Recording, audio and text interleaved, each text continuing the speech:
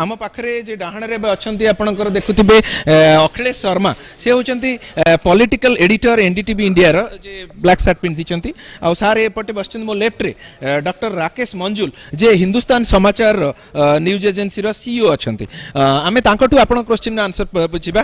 Sir आपने उड़ीसा आए और उड़ीसा में आपने यूपी में भी देखा कि मोदी का जैसे लहर था, मोदी का रैली था, कार रैली था, वो लोगों को जैसे शुभकामना दे रहे थे, स्वागत संबर्धना ले रहे थे, ऐसे भी आज भी भुवनेश्वर में भी आपने देखा। आपको क्या फर्क दिखाई दे रहा है और उड़ीसा में इसका कोई प्रभाव पड़ रहा है, आपको ऐसा लग रहा है क्या? देखिए, प्रभाव क्या होता है ये तो जनता समझती है। प्रभाव दिखता चुनाव के बाद है। चुनाव के पहले तो सब तरफ प्रभाव दिखते हैं और चुनाव के बाद वो एक्सेप्टेंस हो जाती है, क्योंकि लोकतंत्र में हाँ का सम्मान करना चाहिए। लोकतंत्र में ना जो होती है वो हाँ के पहले शुरू होती है और फिर हाँ हो जाती है। तो जो स्थितियां हैं उससे ये दिखता है कि स्वीकारोक्ति बहुत बढ़ी है और जो स्थितियां उड़ीसा की दिखती हैं उससे लगता है कि हाँ इस तरफ शायद बीजेपी आगे बढ़ रही है। ऐसा ही है, इसके आगे कोई चीज़ कहना, उसको स्पेकुलेट करना मुझे बहुत अच्छा नहीं लगता। सर मेरा एक ही सवाल आपसे भी रहेगा कि आप एक पॉलिटिकल एडिटर है और आप कंट्री के वेरियस स्टेट्स में ये फेनोमेनन भी देखते हैं, बीजेपी का शक्ति जैसे वृद्धि हो रहा है। हमने जैसे पूछ रहा था कि यूपी में जो कार रैली कर रहे थे प्राइम मिनिस्टर, आज ऐसे ही भुवनेश्वर में भी ये कार रैली किए। आप की सोचते हैं इसमें उम्मीद आएगा, बीजेपी यहाँ पर आएगा, और कैसे आप लोगों का माहौल देख रहे थे?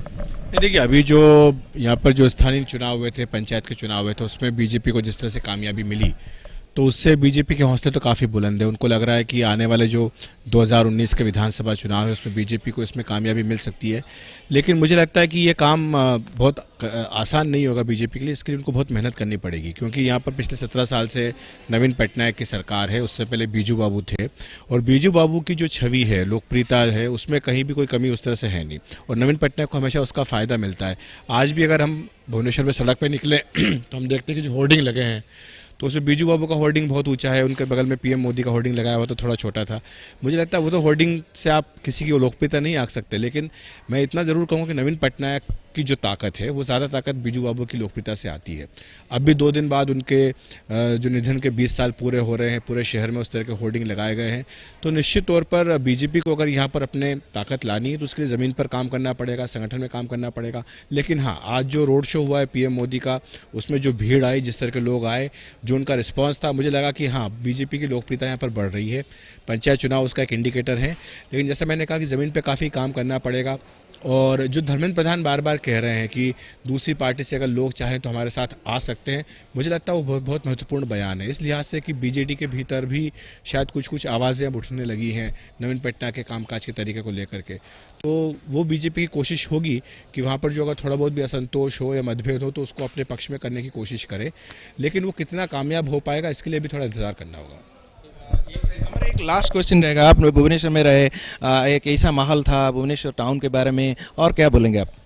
देखिए, भुवनेश्वर टाउन के बारे में माहौल इस समय पूरा पॉलिटिकल है, और जैसा अभी अखिलेश जी ने कहा उसमें 2 बातें बहुत इंपॉर्टेंट हैं। माहौल में आज कटक भी गया था इत्तेफाक से सवेरे, तो एक चीज़ तो ये समझ में आती है कि जो पुराने ट्रेंड्स थे पॉलिटिक्स के, विरासत की जो पॉलिटिक्स थी, उससे जो नया आदमी है, जो यूथ है, उसने कटना शुरू कर दिया है। वो कट रहा है, वो पसंद नहीं कर रहा है, और वो नकारेगा, इसी वजह से नकारेगा चीज़ों को कि उसको एक तो विरासत नहीं समझ में आ रही है, और दूसरे 17-20 साल की पॉलिटिक्स जो है किसी की, उससे उसको ऊब होती है। वो राजनीति भी उसको विरासत में मिल रही है, तो क्या करेगा, छोड़ेगा? शहर अच्छा है। सर आप जैसे बोल रहे थे कि ये जो अमित शाह जैसे आज बोल रहे थे, रविशंकर प्रसाद, जो परिवारवाद, वो उड़ीसा में नवीन पटनायक के परिवारवाद के खिलाफ कुछ आएगा वोट और नहीं, ठीक लग रहा है आपको? ये डिपेंड करता है कि कहाँ, जैसे हर राज्य की अलग अलग कहानी है। वैसे लगता था कि तमिलनाडु में आप जाएंगे तो वहाँ पर एक तरह का परिवारवाद है, आंध्र प्रदेश में जाएंगे तो बीजेपी के अपने सहयोगी है चंद्रबाबू नायडू, अब उन्होंने अपने बेटे को अपने मंत्रिमंडल में ले लिया। खुद बीजेपी के कई ऐसे लोग हैं जिनके बेटे आज राजनीति में आ गए हैं। तो परिवारवाद जहाँ पर जिस पार्टी को सूट करता है वो उसको उस तरह से मुद्दा बनाती है। लेकिन उड़ीसा का जहाँ तक सवाल है, मैंने कहा कि बीजू पटनायक की एक जबरदस्त गुडविल जो है उसका नवीन पटनायक को फायदा मिलता रहा है। और मैंने भी खुद यहाँ के कई चुनाव कवर किए हैं उड़ीसा के, मैं आया हूँ यहाँ पर इससे पहले भी, और मैंने देखा है कि नवीन पटनायक हर चुनाव में मजबूत होकर के उभरते हैं।